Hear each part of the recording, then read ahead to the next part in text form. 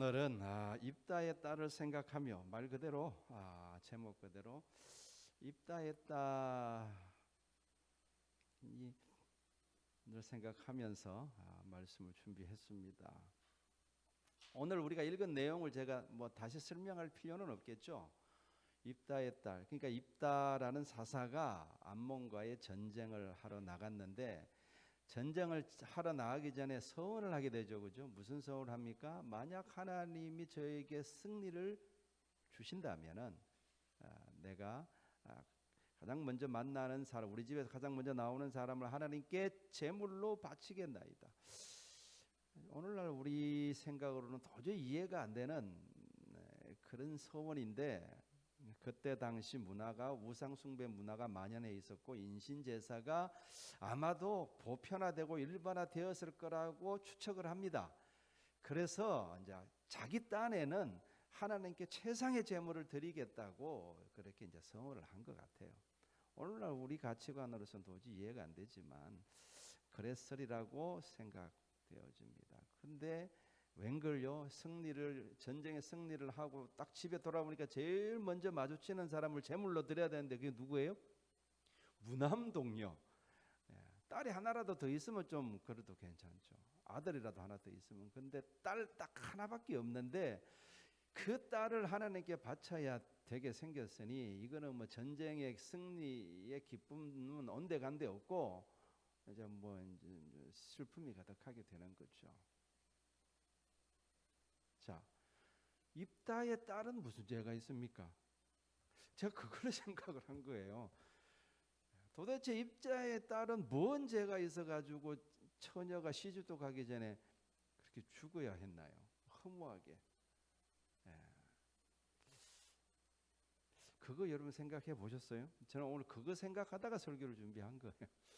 입다의 딸 너무 허무하게 죽었다. 네.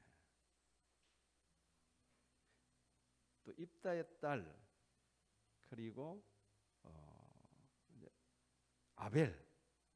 아벨도 너무 허무하게 죽지 않나요? 아벨의 죄는 뭐가 죄입니까? 하나님께 제사를 잘 드린 거, 예배를 잘 드린 게 죄라면 죄예요. 그런데 오히려 예배를 잘 드린 대가로 자기 형한테 죽임을 당해요. 그 허무한 죽음이죠. 개 죽음 아닙니까?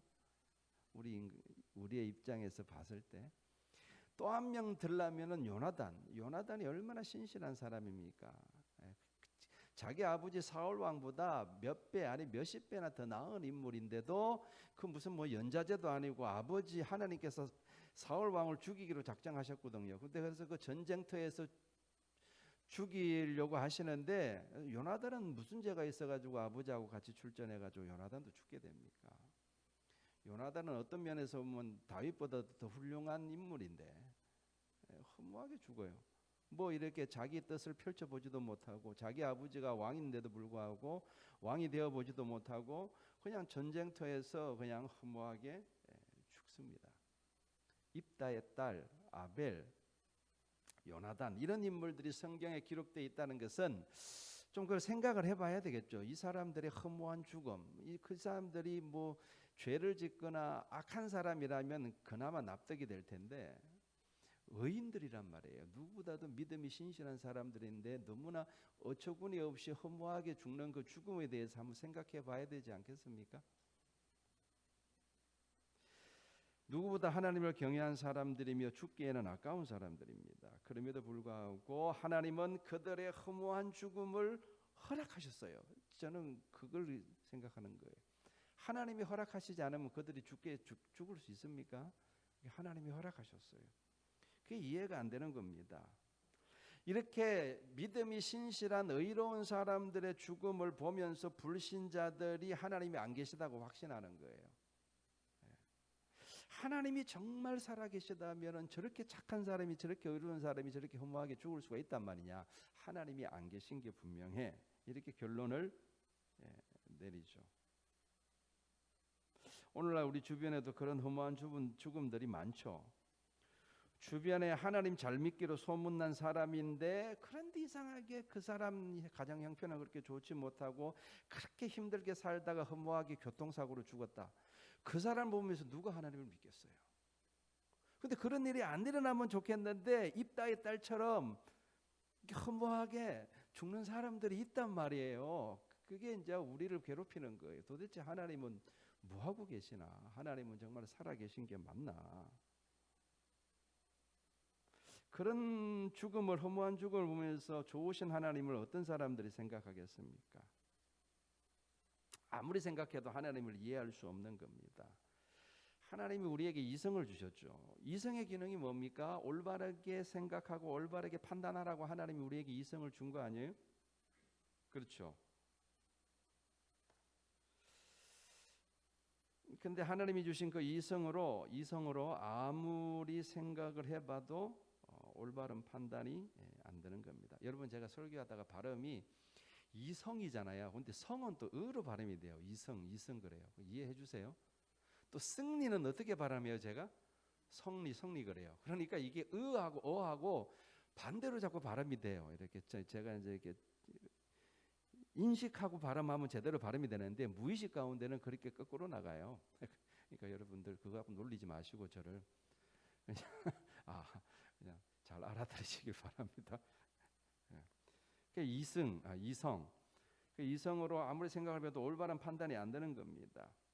혹시라도 입다가 우리가 알지 못하는 죄를 지은 게 아닐까요? 그러면 좀 이해가 되죠. 우리는 모르지만 하나님만 알고 있는 죄가 있기 때문에 죽었다. 그 납득이 되잖아요. 근데 여러분, 성경에 나와 있지 않죠? 성경에 나와 있지 않는 것은 우리가 함부로 추측하면 안 됩니다. 그러면 자칫 잘못하면 하나님의 뜻을 왜곡할 수가 있어요. 그러니까 그런 가능성을 우리는 배제하는 게 좋습니다. 그러면 입다의 딸이 몰래 죄를 지은 것이 아니라면은 그렇게 이쁘고 사랑스러운 딸을 허무하게 죽도록 내버려 두신 하나님이 이상한 분 아니에요? 그렇잖아요. 하나님이 이상한 분이죠. 하나님은 전능하신 분이라면서요. 근데 어떻게 그 입다의 딸의 죽음조차도 막지 못하시는 겁니까? 이게 이제 세상 사람들이 내리는 결론이죠. 그들의 이성으로는 도무지 하나님을 이해할 수 없는 겁니다. 이렇게 이해할 수 없는 하나님은 안 계신 거다. 이렇게 결론을 내리는 거죠. 그러나 우리는 그런 결론을 받아들일 수 없죠. 하나님은 분명히 전능하신 분이시고 의로우신 분이신 줄로 믿습니다. 이건 누가 뭐라 해도 절대적인 진리고 우리가 양보할 수 없는 우리 믿음의 토대예요. 하나님은 전능하신 분이시고 지금도 살아계신 전능하신 분이시고 하나님은 절대적으로 의로우신 분이시다. 하나님은 절대적으로 옳으신 분이시다. 우리는 이 진리 위에서 우리 신앙을 출발하는 거예요. 이게 무너지면 우린 다 무너지는 겁니다. 이건 우리 양보할 수 없어요. 자, 그렇다면 입다의 딸이 죄를 지은 것도 아니요, 하나님 또한 전능하시고 의로우신 분이신 것이 맞다면 우리가 내릴 수 있는 결론은 이제 하나밖에 없습니다. 죽음 이후에 뭔가가 있는 거예요. 우리가 합리적으로 이성적으로 내릴 수 있는 결론은 죽음 이후에 뭔가가 있는 거예요. 우리가 알지 못하는 뭔가가 있는 거예요. 그것을 가정하지 않고서는 입다의 딸의 허무한 죽음은 도저히 납득할 수가 없는 겁니다. 물론 지금부터 제가 하는 말은 믿음의 영역입니다. 제가 증명할 수도 없고 제가 여러분에게 보여줄 수도 없는 믿음의 영역이에요. 따라서 여러분이 오늘 말씀을 믿음으로 받아들이든 아니든 그것은 여러분에게 달려 있습니다. 그러나 제가 분명하게 말씀드리는 것은, 오늘 제가 여러분에게 말씀드리고자 하는 것은 제가 지어낸 소설이 아니라 성경을 기반으로 성경의 말씀들을 근거로 말씀드린다는 겁니다. 자, 제가 내릴 수 있는 첫 번째 결론이 뭐냐 그러면 입다의 딸의 죽음은 죽음이 아니다. 그게 내가 성경을 통해서 제가 내린 결론입니다. 아니, 제가 내린 결론이 아니라 성경이 내린 결론이라고 봅니다. 물론 입다의 딸은 죽었습니다. 그러나 그것은 우리 인간의 관점이고 하나님의 관점으로는 죽은 것이 아니라 여전히 살아있는 겁니다. 이 세상에서는 죽었지만 하나님 앞에서는 여전히 살아있다는 말입니다. 그러니까 우리 인간의 입장 말고 하나님의 입장에서는 사람이 죽으면 슬퍼할 일이 없으시죠. 그렇지 않나요? 우리 인간의 관점에서는 죽었으니 슬퍼할 일이지만 하나님은 슬퍼하실 일이 없죠. 하나님은 인간의 죽음을 덤덤하게 보실 수 있는 이유는 왜 그렇습니까? 안 죽었으니까. 여러분 보세요. 하루살이. 네. 여러분 그 하루살이 입장에서는요, 사람이 이제 저녁에 잠을 잔다고 그럴 때 잠을 잔면 하루살이 입장에서는 큰일 난 거죠. 죽은 거죠, 저거는. 근데 우리는 사랑하는 가족이 잠들었지만 다음 날 일어날 걸 알기 때문에 잠드는 걸 보고 애곡하는 사람은 아무도 없습니다. 그렇죠? 마찬가지로 하나님의 관점에서 봤을 때, 하나님의 입장에서 봤을 때 죽은 것이 아니기 때문에 하나님이 굳이 슬퍼하실 일이 없다는 겁니다.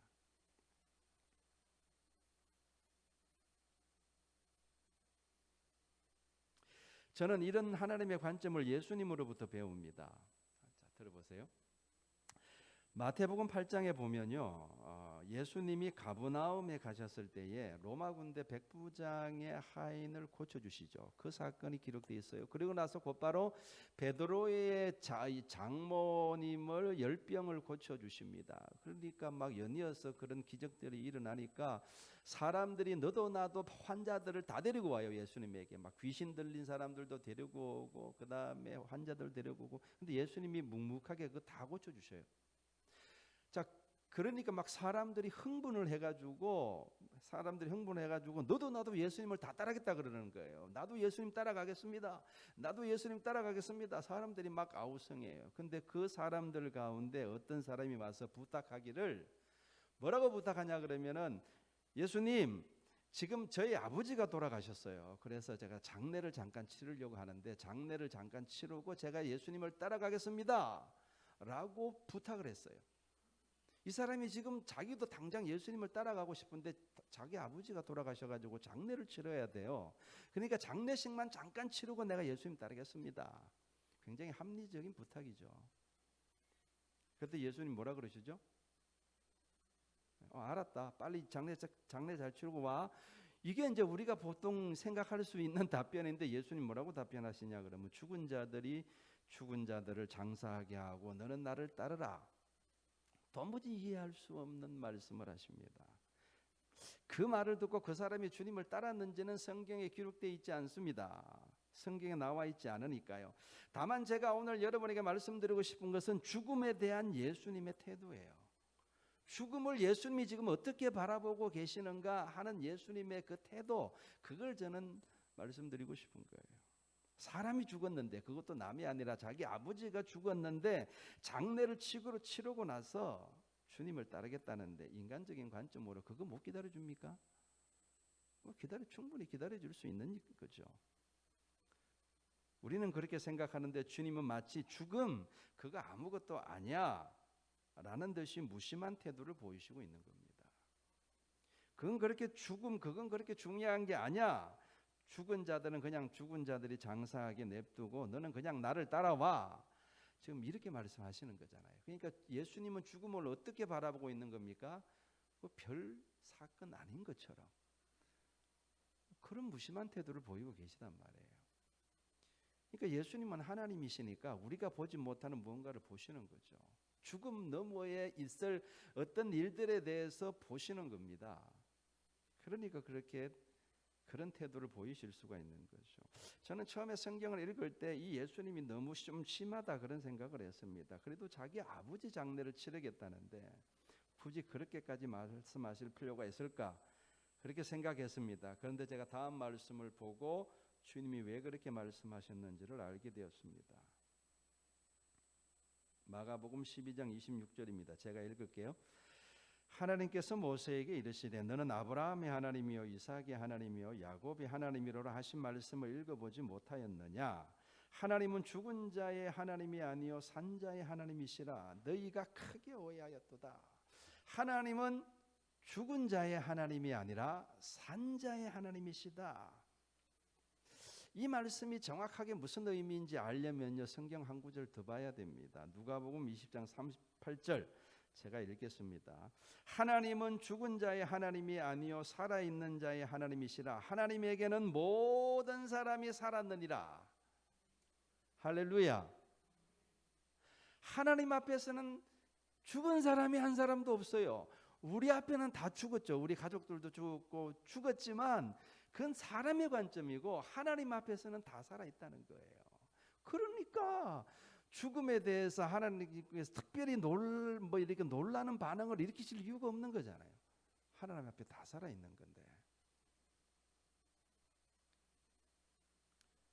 그러니까 죽음에 대해서 그렇게 덤덤하게 말씀하실 수 있었던 겁니다. 여러분, 우리는 인간이기 때문에 예수님처럼 생각하고 예수님처럼 행동하는 것은 쉽지 않을 겁니다. 그러나 적어도 이 사실을 믿는다면, 다시 말해서 하나님 앞에서는 다 살아있다는 것을 우리가 믿는다면은 우리 주위에 의로운 사람이 허무하게 죽을 때 우리가 좌절하거나 하나님을 원망하지 않고 믿음으로 견딜 수 있는 줄로 믿습니다. 우리 믿는 사람들은 죽었다고 다 끝난 게 아니죠. 어쩌면 그때부터가 진짜 시작인지도 모르겠습니다.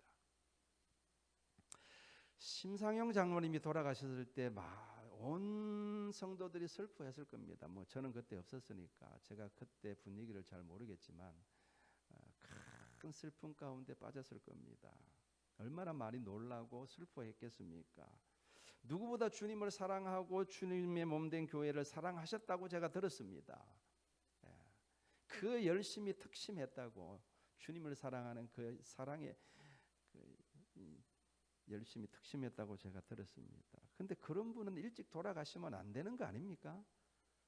그런 분들은 은퇴할 때까지 건강하게 사시다가 교회를 충성스럽게 섬길 수 있도록 해야지 그게 옳은 거 아니에요? 근데 왜 그런 분은 그렇게 일찍 데려가시는지. 제가 제 친구의 죽음을 한번 이야기했었죠. 심상영 장로님보다 더 허무하게 죽은 친구가 있습니다. 30대 초반에 죽었어요. 근데 원일이라는 친구인데 이 친구는 진짜 신실한 친구예요. 정말 목회자는 그 친구가 목사가 됐어야 돼요. 근데 그때 담임 목사님이 그 친구 신학교 가겠다 했을 때 못 가게 했어요. 제가 말씀드렸죠. 왜 못 가게 했다고요? 놓치기 너무 아까운 인재니까 너는 목사가 되지 말고 이렇게 우리 교회를 섬기라 그래가지고 이렇게 다재다능했고 인품도 훌륭했고 실력도 출중했고 믿음도 출중했고 어디 한 군데 흠잡을 데가 없는 친구였는데 30대 초반에 결혼해가지고 부인과 자녀 둘 남겨두고 하늘나라 가버렸어요. 너무 허무하지 않습니까? 남겨진 가족들은 어떻게 살라고? 하나님이 정말 그러면 안 되지 않습니까? 네? 그러나 여러분들 심상영 장로님도 원인은 형제도 지금 하나님 앞에 다 살아있는 줄로 믿습니다. 그건 저의 말이 아니라 주님의 말씀이에요. 다음 세상에 오기를 기다리면서 안식 가운데 있는 줄로 믿습니다. 그래서 이 입다의 딸의 허무한 죽음을 보면서 내린 제가 두 번째 결론은 뭐냐 그러면 이 세상에서의 삶이 전부가 아니라는 겁니다. 만약 우리의 삶이 이 세상에서의 삶이 전부라면은 입다의 딸은 정말 허무하게 죽은 겁니다. 누릴 거 하나도 못 누려봤잖아요. 누리는 게 없죠. 꽃다운 나이에 죽었지 않습니까? 그런데 하나님은 그런 것들을 개의치 않으시는 것 같아 보입니다. 입다의 딸이 젊어서 죽은 것도 개의치 않아 보이시고 그녀가 누릴 것도 아무것도 누리지 못하고 죽은 것도 하나님은 전혀 개의치 않으시는 것처럼 보입니다. 하나님은 그거 안타까워하시지도 않는 것 같아요. 왜 그럴까요? 하나님은 아시는 거예요. 뭘 아시는 겁니까? 다음 세상이 있다는 것을 하나님은 아시는 거예요. 우리는 모르지만 하나님은 아시죠. 우리가 살고 있는 이 세상보다 훨씬 더 아름답고 풍성한 삶이 기다리고 있다는 것을 우리는 모르지만 하나님은 아시는 겁니다. 그렇기 때문에 인간의 죽음에 대해서 하나님은 그렇게 안타까워하시지 않는 것이죠.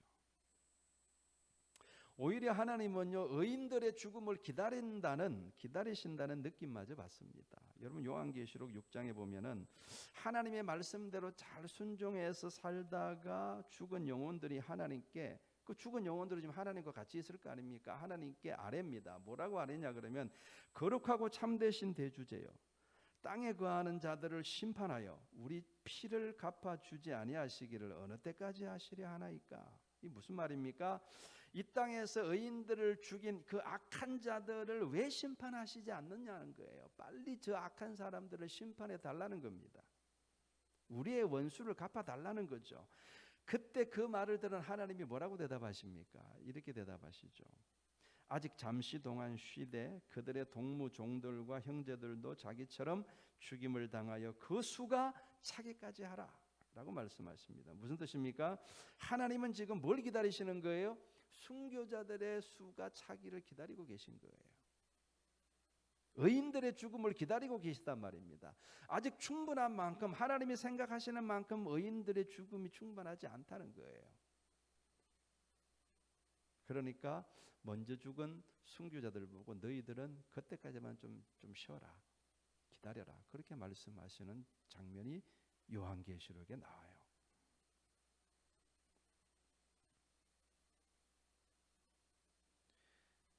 이런 어떤 성경 말씀들은 제가 지금까지 말씀드린 어떤 다음 세상에 대한, 죽음 너머에 대한 하나님의 말씀하시는 것들을 우리가 믿고 받아들이지 못한다면은 도저히 납득할 수 없는 이야기들이죠. 여러분, 저는 이 땅에서 믿음으로 신실하게 살다가 죽은 사람들은 다 순교자들이라고 저는 믿습니다. 죽임을 당한 사람만 순교자가 아니라 끝까지 믿음으로 사는 사람들도 날마다 자기 자신을 죽이고 주의 말씀을 따라 사는 사람들이기 때문에 크게 보면 다 순교자죠. 어쩌면 그게 더 힘들지도 모릅니다. 오늘 예배드리러 나온 여러분들도 그러시겠지만 저 또한 주말에 마음 놓고 여행 한번 가본 적이 없습니다. 늘 말씀을 준비해야 하고 토요일은 하나님께 예배드려야 하기 때문에 주일은 주말에 놀러 간다는 것은 일찌감치 포기하고 살고 있습니다. 여러분도 그러실 것이라고 생각합니다. 저는 이것도 순교라고 생각합니다. 이걸 그렇다고 억울해하거나 불평해 본 적은 없습니다. 요즘 놀기 얼마나 좋은 세상이에요. 주말이면 캠핑을 간다느니, 여행을 간다느니, 골프를 치러 간다느니, 스키장을 간다느니 하지만 그건 저와 아무런 상관없는 삶이에요. 왜 그렇습니까? 저는 하나님께 예배드려야 되기 때문에. 그러니 여러분들 주일날 예배드리러 나오는 것 자체가 순교인 거예요. 그래서 주일날 예배드리러 나오는 분들을 저는 귀히 여깁니다. 보통 믿음이 아닌 거예요. 한두 주 나오고 말 것 같으면 누구나 할 수 있겠죠. 그러나 그걸 평생 지속한다? 그 대단한 믿음입니다. 주일날 매주일마다 하나님 앞에 나와서 예배드린다. 그 보통 믿음이 아니죠. 그래서 여러분들, 장로님들, 권사님들, 여러분들 존경하셔야 됩니다. 정말 믿음이 없이는 불가능한 일이에요. 하나님께서도 귀히 보실 줄로 믿습니다. 자, 제가 말씀드리고자 하는 것은 뭐냐? 우리가 이 세상에서 그렇게 재미없게 살아도 되는 것은 다음 세상이 기다리고 있기 때문에 그렇습니다. 이브라의 딸이 허무하게 죽어도 하나님이 내버려 두시는 것 또한 다음 세상이 기다리고 있기 때문에 그런 겁니다. 저는 이것도 예수님으로부터 배우는 거예요. 마태복음 19장에 보면 한 부자 청년이 예수님을 찾아오죠. 와서 묻습니다. 내가 무슨 일을 하여야 영생을 얻을 수 있겠습니까? 라고 묻죠. 그때 예수님이 뭐라고 대답하십니까? 네 소유를 팔아가지고 가난한 사람들에게 다 나눠주라. 그러면 하늘에서 보화가 내게 있으리라. 그리고 와서 나를 따르라. 이렇게 말씀하시죠. 그 예수님의 말씀을 듣고 청년이 고민을 합니다. 깊이 고민을. 왜 고민을 했겠어요? 가진 게 많으니까, 이걸 다 버리려니까 아깝잖아요. 가난한 사람한테 다 주려니까 얼마나 아깝습니까? 그러니까 한참을 고민하다가 어떡합니까? 돌아가 버립니다. 결국 돌아가 버려요. 그걸 가만히 곰곰이 지켜보고 있던 베드로가 예수님에게 말하죠. 주님, 우리는 모든 것을 다 버리고 주님을 따라 싸운데 그럼 우리는 무엇을 얻을 수 있습니까? 청년은 자기 것을 못 버리고 떠났지만 비교해 보니까 자기는 다 버리고 주님을 쫓고 있거든요. 그러니까 이때다 싶어가지고 그런 질문을 한 거죠. 우리는 다 버리고 주님 쫓고 있지 않아요. 그럼 우리는 뭘 얻을 수 있죠? 라고 물을 때 예수님이 뭐라고 대답하셨습니까? 내가 진실로 너희에게 이르노니 세상이 새롭게 되어 인자가 자기 영광의 보좌에 앉을 때에 나를 따르는 너희도 12 보좌에 앉아 이스라엘 12 지파를 심판하리라. 또 내 이름을 위하여 집이나 형제나 자매나 부모나 자식이나 전토를 벌인 자마다 여러 배를 받고 또 영생을 상속하리라. 아멘. 제가 여기서 주목하는 예수님의 말씀은 세상이 새롭게 되어라는 말이에요. 세상이 새롭게 되어, 새롭게 된 세상이 온다는 거예요. 지금 우리가 살고 있는 이 세상 말고 새롭게 하나님께서 새롭게 단장한, 새롭게 준비하시는 세상이 온다는 거예요. 저는 예수님의 말씀을 100% 신뢰합니다. 저는 100% 믿습니다. 그래서 반드시 다음 세상이 있습니다. 이 세상이 절대 끝이 아닙니다. 제가 가끔 비유를 하잖아요. 이 세상과 다가올 하나님이 준비하고 계시는 다음 세상을 어떻게 비교할 수 있을까? 저는 이렇게 비교합니다. 우리가 10개월 동안 엄마 뱃속에서 살고 있는 그것도 인생이라 그럴 수 있죠. 그것과 엄마 뱃속에서 나와서 이 세상에서 마음껏 살아가고 있는 인생, 저는 그것과 거의 비슷하다고 저는 봅니다. 우리가요, 여기서 지금 이 세상에 살고 있는 이 7, 80년, 길게는 100년 가까운 이 삶은요, 마치 엄마 뱃속에서 살고 있는 거와 저는 똑같다고 봅니다. 그만큼 이 땅에서의 삶과 다음 세상에서의 삶은 비교가 안 된다는 겁니다. 여러분 엄마 뱃속에서 10개월 동안 살은 거와 여러분이 이 땅에 태어나서 8, 90년 산 인생이 비교가 됩니까? 비교가 안 되죠. 그래서 바울이 뭐라고 그럽니까? 현재 고난은 우리가 장차 우리에게 나타날 영광과 좋게 비교할 수 없도다. 우리가 주를 위해서 지금 고생한다고 그렇게 그러는데, 앞으로 다음 세상이 도래했을 때 하나님이 우리에게 주실 영광에 비하면 이거 고생은 고생도 아니다. 지금 그 이야기를 하는 거예요. 그러니까 다음 세상에 대한 비전은요, 예수님이 분명히 말씀하셨고, 모든 예수님을 따르는 초대 그리스도인들이 그 다음 세상을 바라보고 기꺼이 순교한 거예요.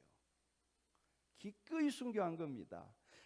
그러니까 우리가 다음 세상을 상정하지 아니하고는 입다의 딸의 허무한 죽음, 아벨의 허무한 죽음, 요나단의 허무한 죽음, 심상용 장로님의 허무한 죽음, 원인은 형제의 허무한 죽음, 그리고 우리의 주위에서 볼 수 있는 허다한 의인들의 허무한 죽음을 뭐로 설명할 거예요?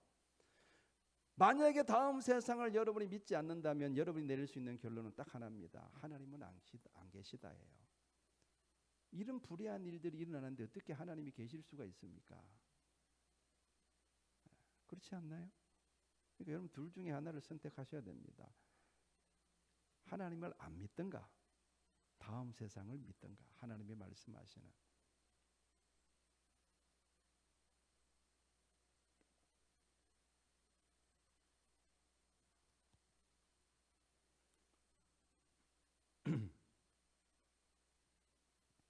그러니까 아까 예수님이 하신 말씀이 무슨 뜻입니까? 지금 우리가 살고 있는 이 세상만 있는 것이 아니라 새롭게 된 새로운 세상이 기다리고 있다는 거죠. 그 세상이 오면은 이 땅에서 믿음으로 산 사람들, 그러니까 모든 것을 포기하고 주님을 따른 사람들은 이 땅에서 받지 못한 것을 여러 배나 받게 될 것이고 영생을 상속하게 될 것이다. 예수님의 말씀이 정확하게 뭘 말하는지 우리는 알 수는 없지만 어쨌든 예수님의 약속은 어마어마한 거죠. 속된 말로 비유하자면은 여러분들이 이 땅에서 하나님을 위해서 투자한 것은 투자한 것에 비해서 수익률이 어마어마할 겁니다. 여러분은 1을 투자했는데 하나님은 그걸 뻥튀기 해가지고 수만 배, 수천 배, 수만 배로 갚아주실 줄로 믿습니다. 저는 그날을 소망하며 기다리는 거예요. 저는 늘 우리 주님을 묵상합니다. 주님이 이 땅에 오셔서 무언가를 누리고 사셨다는 이야기를 저는 들어본 적이 없습니다. 해외여행을 가봤다는 말을 들어본 적도 없고, 주님이 맛집 투어를 하였다는 이야기도 들어본 적이 없습니다. 주님이 국회의원이 돼가지고 권세를 누렸다는 이야기도 들어보지 못했습니다. 아니면 주님이 사업을 크게 해서 뭔가 부자가 되었다는 이야기도 못 들어봤습니다. 주님은 그런 것에 관심이 없으셨습니다. 오로지 우리를 구원하시기 위해서 스스로 십자가를 지고 가셨으며 우리의 죄를 짊어지고 죽으셨습니다. 그분은 기꺼이 죽음의 길로 가신 거예요. 한마디로 비참하게 돌아가셨습니다. 예수님만큼의 의인이 어디 있습니까? 그런데 가장 비참하게 돌아가셨죠. 입다의 딸과 그 죽음이 다를 바가 없습니다. 저는 여러분도 그렇게 살라고 권유하는 것이 아닙니다. 그것은 여러분이 선택할 문제입니다. 다만 제가 오늘 말씀드리고자 하는 것은 주님이 어떻게 그런 삶을 사실 수 있었냐 하는 거예요. 주님뿐만이 아니죠. 주님을 따르는 주님의 제자들도 다 그렇게 살아갔죠. 그죠? 그렇게 재미없게 인생을 살다가 다 허무하게 다 죽었어요. 우리 말이 좋아서 순교지 다 허무하게 죽은 거예요. 돌에 맞아 죽고 십자가에 달려 거꾸로 매달려 죽고, 그렇게 열심히 주님을 섬기고 그렇게 복음 전하고 열심히 그렇게 살았는데 돌에 맞아 죽어요. 스데반 보세요. 그리고 또 복음 전할 때 뭐 재미있게 살았겠습니까? 다시 한번 말씀드립니다. 여러분들도 그렇게 살라고 제가 권유하는 게 아닙니다. 그건 제가 강요할 수 있는 것도 아니고 여러분이 선택할 문제입니다. 다만 왜 그들은 그렇게 살았냐 말이에요. 그렇게 살 수 있었냐, 그걸 제가 말씀드리고 싶은 겁니다. 어떻게 그들은 그런 삶을 살 수 있었냐 말입니다. 자신의 유익이라고는 일도 챙기지 않는 그런 삶을 살다가 허무하게 죽었습니다. 제자들은요, 무덤이 어딘지도 몰라요. 어디서 죽었는지도 아무도 모릅니다. 그만큼 허무하게 아무도 모르게 그냥 그렇게 죽은 거예요. 하나님만 알고 계시죠. 어떻게 그런 삶이 가능합니까? 답은 딱 하나입니다. 어떻게 그런 삶이 가능하냐고 묻는다면 답은 딱 하나예요. 믿었기 때문입니다. 뭘 믿은 거예요? 예수님이 말씀하신 다음 세상에 온다는 사실을 믿었기 때문에 가능한 겁니다. 여러분, 믿음은 바라는 것들의 실상이라고 했습니다. 여러분, 성경의 말씀을 허상으로 보는 사람은 믿음이 없는 사람이에요. 다음 세상을 허상으로 보는 사람은 그 사람은 믿음이 없는 사람입니다. 성경 말씀을 실상으로 보는 사람이어야 믿음이 있는 사람입니다. 죽은 후에 가봐야 안다고요? 그 사람 믿음 없는 사람이에요. 하나님은 우리가 이 세상에 있을 때 우리 믿음을 보이라고 하나님은 말씀합니다. 모든 인생들은 하나님 앞에서 믿음의 테스트를 다 통과해야 됩니다. 내가 너희들에게 말한 것들에 대해서 너는 믿느냐? 아멘. 그래야 우리는 그 사람만 다음 세상을 볼 수 있는 줄로 믿습니다. 하나님이 그렇게 만들어 놓으셨어요. 자, 이제 말씀을 정리하겠습니다. 입다의 딸을 생각하면서 여기까지 왔습니다. 그 허무한 죽음을 이해하려면 다음 세상을 바라보지 않고서는 도무지 이해할 수가 없는 겁니다. 저에게는요, 입다의 딸의 그 허무한 죽음이 역설적이게도 다음 세상에 대한 강한 믿음을 저에게 줍니다. 아벨의 허무한 죽음이, 요나단의 허무한 죽음이, 예수님의 그 허무한 죽음이 다음 세상이 반드시 있다는 강력한 시그널로 저에게 다가오는 거예요. 오늘 제가 이 말씀을 드리는 것은 다음 세상이 있으니까 이 세상에서는 대충 살자 그런 뜻이 아니라, 제가 오늘 이 말씀을 여러분에게 드리는 것은 여러분이 사시다가 열심히 다 살아야죠. 이 땅에서 사시다가 도저히 여러분들이 이해할 수 없는 아픔을 당했을 때, 하나님이 원망스러울 때, 살 소망이 없다고 생각되어질 때 낙심하지 마시라고 오늘 이 말씀을 드리는 거예요. 여러분을 향하신 하나님의 선하신 뜻은 변함이 없고 영원토록 변함이 없는 줄로 믿습니다. 내가 이해하지 못한다고 해서 낙심하지 마시고, 여러분의 끝까지 좋으신 하나님에 대한 그 믿음을 여러분들 놓치지 마시고 그 믿음으로 승리하시기를 주님의 이름으로 축원합니다.